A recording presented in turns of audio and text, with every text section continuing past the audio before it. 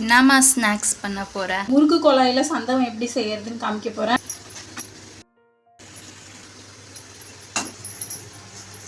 எள்ளு, பொட்டுக்கல்ல, சுக்கு இவ்வளோ.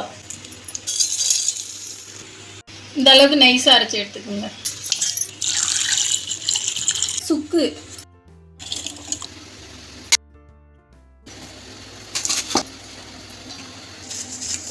ஒரு 3 சிட்டிகை அளவுக்கு உப்பு போட்டுக்குங்க.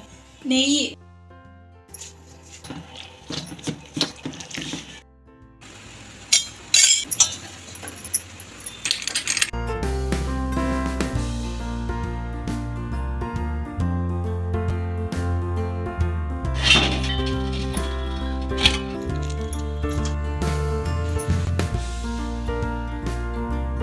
இடியாப்பம் ஸ்வீட்டு இதே மாதிரி செஞ்சு பாருங்க, சூப்பரா இருக்கும்.